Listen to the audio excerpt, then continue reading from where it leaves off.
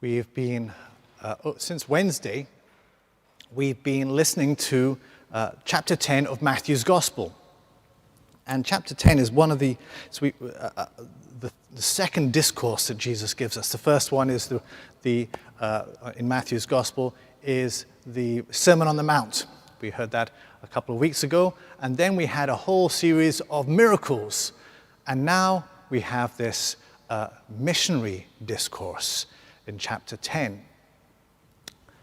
So just going back to look to see what's been going on, perhaps to place yourselves in the position of the disciples.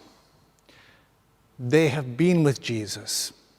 They've heard the call and they've heard Jesus preach. He's gone out and preached this amazing sermon on the Mount, teaching them what it means to be a disciple, the attitude, and how we're to live as disciples. And then he's gone and done these amazing miracles. So they've awesome preaching, awesome miracles, and now Jesus is saying to them, I want you to go out and do the same. So I don't know how you may feel in their position. You know, being with Jesus at the preaching is just like, preaching is great. It's wonderful to be around Jesus and all Jesus' friends and the followers because we love listening to Jesus. It's great. And then just being around him and seeing these amazing miracles, fantastic experience. You know, what a privilege we have being able to experience these wonderful, amazing miracles that Jesus heals, casts out demons. Brilliant. And now he wants us to go and do it?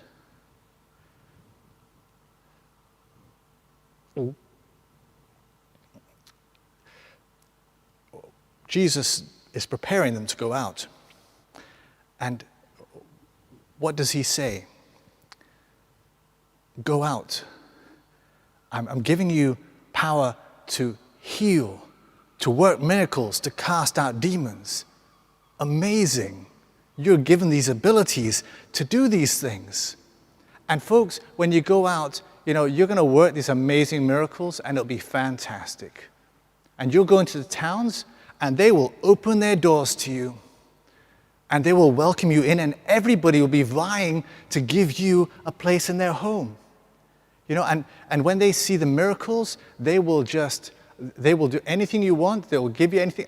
It'll be absolutely great. You will have no problem at all.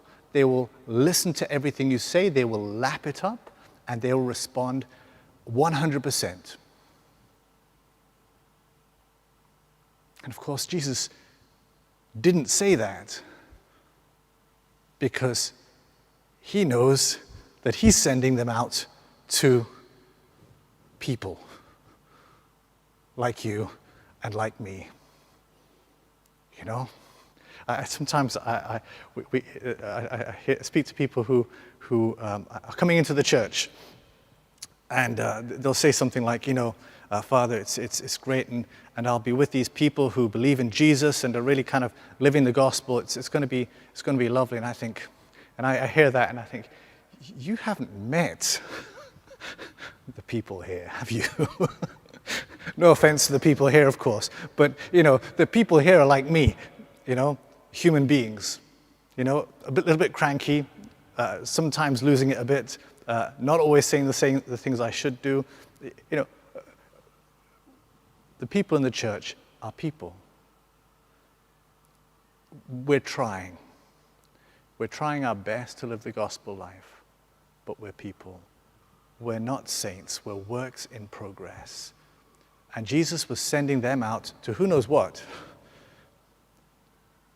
And he had to prepare them, and he has to prepare us. He was sending them out of their comfort zone.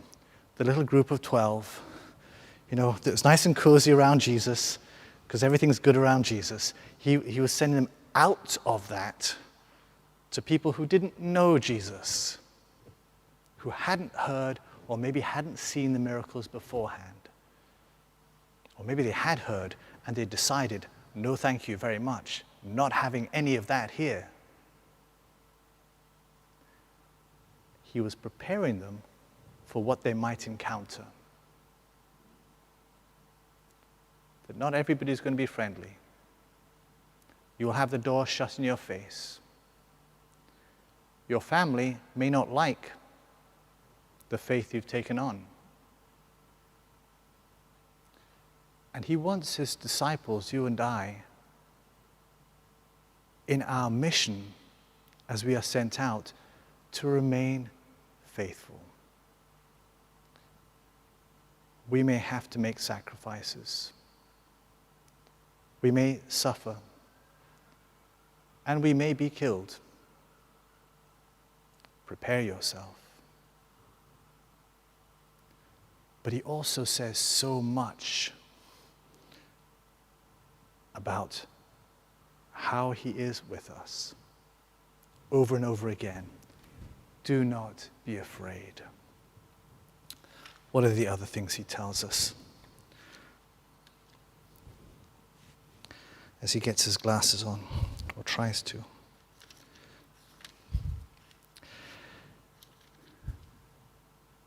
He tells them that he will look after them. He will provide. What else does he say? He says the Spirit of the Father will speak through you. He tells them, do not be afraid of those who resist. Do not be afraid of those who kill the body. If you declare yourself before me in the presence of men, I will declare myself before you in the presence of my Father in heaven. He tells them, anyone who welcomes you welcomes me, and not only me, but the one who sent me, who sent Jesus, the Father. If they welcome you, they are welcoming God himself. That is no small thing. When someone welcomes a prophet, they get a prophet's reward. When they welcome a holy man, they get a holy man's reward. Who are they welcoming when they welcome you? Our Heavenly Father. What reward will they get for welcoming him when they welcome you? Even if they give you so much as a drop of cold water, a cup of cold water, they will not lose their reward. And so Jesus is encouraging us, encouraging them on their missionary. They are to go out. We have been given immense authority and power. You have been given immense authority and power. To work miracles, to heal, to cast out demons, to speak in the name of God. And when you speak, it is the Lord who is speaking with you. When they welcome you, it is the Lord they're welcoming. No small thing. But you will be resisted. Don't give up. The Lord is on your side. And the rewards for you and the rewards for them. And folks, it's about them. It's not about you. It's about them. The rewards are infinite. And so, for their sake, we go out. For their sake, we bring the good news, so that they may encounter love and be transformed.